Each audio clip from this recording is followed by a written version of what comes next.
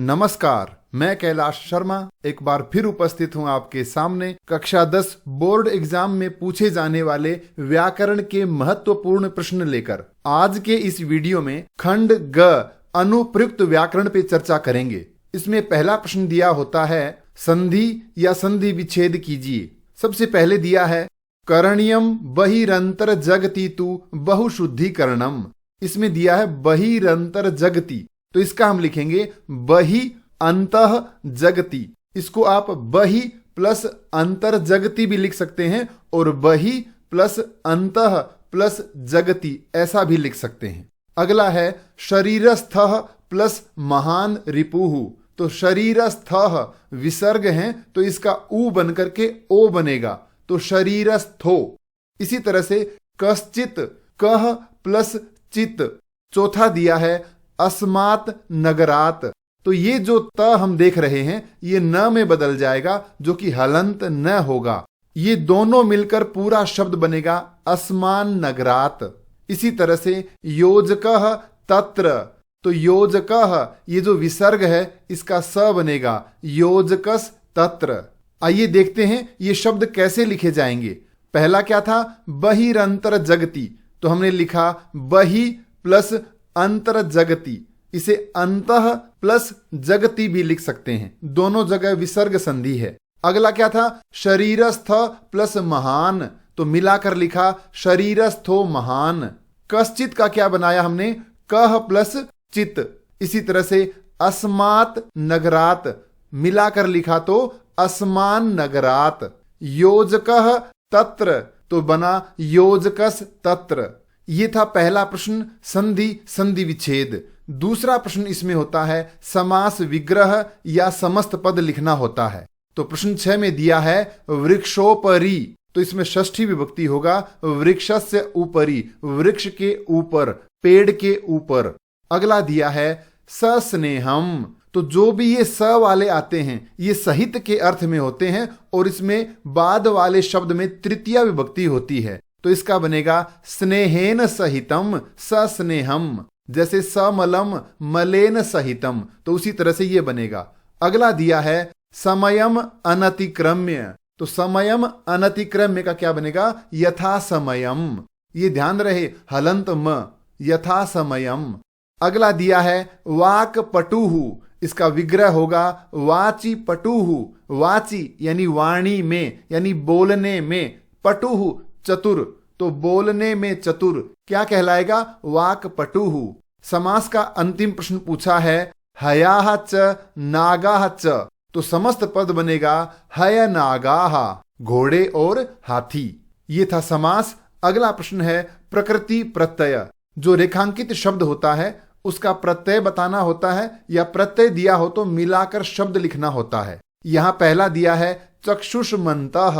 तो जहां मतुप प्रत्यय होता है उससे बनता है मान और उसका बहुवचन रूप होता है मंतः, तो चक्षुष्मन्तः। तो सही इसका उत्तर होगा चक्षुष प्लस मतुप। मूल शब्द है चक्षुष और प्रत्यय है मतुप, दोनों मिलकर बहुवचन रूप बना है चक्षुष्मन्तः। अगला दिया है विचित्रा दैव गति ही। तो विचित्रा, तो विचित्र शब्द तो है ही, आ किससे बनता है टाप प्रत्यय से, तो सही विकल्प होगा विचित्र प्लस टाप। आगे पूछा है तयोः परस्परम मित्रता अस्ति। तो मित्रता, मित्र शब्द तो पहले से है, यहां आ नहीं लगा हुआ, ता बना है, तो ता बनता है तल से, तो मित्र प्लस तल। अगला है व्यापारेण मानवाः आर्थिकम लाभम प्राप्नुवन्ति। तो आर्थिकम, तो जो इक बना है वो ठक प्रत्यय से बनता है, तो अर्थ प्लस ठक आर्थिकः, और नपुंसक लिंग में बनेगा आर्थिकम। अगला है महत प्लस त्व। तो त्व लगते ही नपुंसक लिंग रूप बनेगा महत्वम। ये कई बार पूछा जाता है, त्व प्रत्यय जब लगेगा तो नपुंसक लिंग रूप पूछा जाएगा। तो दोनों त ये आधे हैं, तो हमें ये दोनों त लिखने हैं महत्वम। यहां एक त दिया है तो ये गलत है, इसमें दोनों त आधे दिए हैं, ये सही है, तो महत्वम। अगला प्रश्न है वाच्य के अनुसार सही विकल्प चुनिए। आदित्य, आदित्य कहता है अभिनव, हे अभिनव, किम डैश क्रीडितुम गच्छसि, क्या तुम खेलने जा रहे हो। तो यहां हम गच्छसि जो क्रिया है ये परस्मयी पद में दी है, तो हम कर्ता भी त्वम लिखेंगे। तो सही विकल्प होगा किम त्वम क्रीडितुम गच्छसि। अगला है अभिनवः। अभिनव कहता है न नहीं, मया तु स्वपाठः डैश। अब ये तृतीया विभक्ति है, कर्मवाच्य के रूप में पूछा है तो क्रिया आत्मनेपद की आएगी, तो हम लिखेंगे पठ्यते। मया तु स्वपाठः पठ्यते। आदित्य कहता है शोभनम, बहुत अच्छा। त्वम डैश अपि लिखसि किम, क्या तुम डैश भी लिखते हो। अब यहां देखिए निबंधः, निबंधम, निबंधेन, तो कर्म में द्वितीया होगी तो हम लिखेंगे निबंधम। क्या तुम निबंध भी लिखते हो। तो अभिनव कहता है न नहीं, डैश तु गणितस्य अभ्यासः क्रियते। अब ये जो क्रियते ये क्रिया है ये आत्मनेपद का रूप है, तो इसमें कर्मवाच्य के अनुसार कर्ता में तृतीया विभक्ति होगी, यानी मेरे द्वारा तो गणित का अभ्यास किया जाता है, तो मेरे द्वारा तो हम लिखेंगे मया। तो सही विकल्प होगा मया। अगला प्रश्न है काल बोधक शब्दों से रिक्त स्थान भरने हैं। पहला दिया है 5.25, तो सवा के लिए होता है सपाद और 5 के लिए पंचवादनम, सपाद पंचवादनम। लेकिन वाक्य में लिखेंगे तो हम लिखेंगे सपाद पंचवादने। अगला दिया है 6 बजे, तो षड्वादने। 7:30, साढ़े को कहते हैं सार्ध और 7 को सप्त और बजे वादने, तो सार्ध सप्तवादने। 4:30, तो सार्ध चतुर्वादने। अगला है 8:45, तो हम लिखेंगे पादो न नववादनम। ये था समय का प्रश्न। अगला दिया है उचित अव्यय पद से रिक्त स्थान भरिए। पहले हम मंजूषा को देखते हैं। इसमें दिया है अत्र यानी यहां, वृथा व्यर्थ में, बेकार में, इदानीम इस समय, ह्यः कल बीता हुआ कल। तो देखिए वाक्य देखिए, डैश छात्राः पादपान सिंचन्ति, छात्र पौधों को सींच रहे हैं। यहां क्रिया वर्तमान काल की है, यानी कार्य हो रहा है, तो वर्तमान काल का ही शब्द आएगा। तो उत्तर होगा इदानीम। इदानीम छात्राः पादपान सिंचन्ति, इस समय छात्र पौधों को सींच रहे हैं, पानी दे रहे हैं। दुर्वहम डैश जीवितम जातम, ये तो बड़ी प्रसिद्ध पंक्ति है, तो यहां लिखना है अत्र। दुर्वहम अत्र जीवितम जातम, यहां जीना बहुत मुश्किल हो गया है। अगला है निर्जन स्थाने रोदनम डैश भवति, यानी निर्जन स्थाने अर्थात सुनसान स्थान में रोना डैश होता है।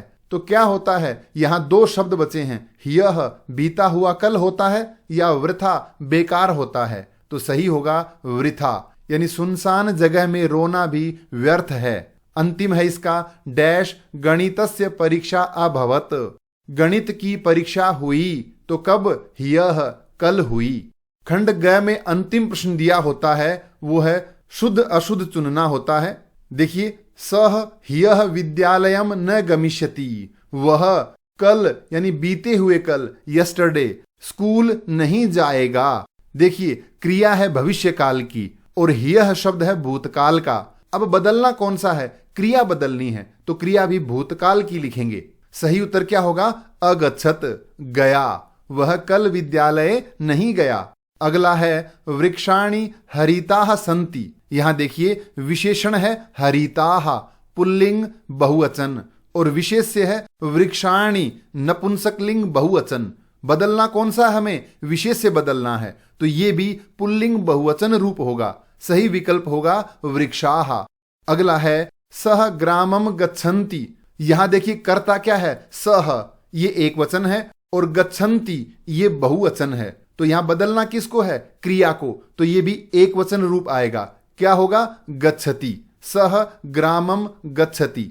अगला है रोहनः श्वः कार्यम न करोति, रोहनः यानी रोहन, श्वः आने वाला कल, कार्यम कार्य, न करोति नहीं करता है। रोहन कल कार्य नहीं करता है। अब ये क्रिया गलत है, तो क्रिया हमें भविष्य काल की लिखनी होगी। तो क्रि धातु प्रथम पुरुष एक वचन में क्या बनेगा, करिष्यति यानी करेगा। रोहन कल अपना कार्य नहीं करेगा।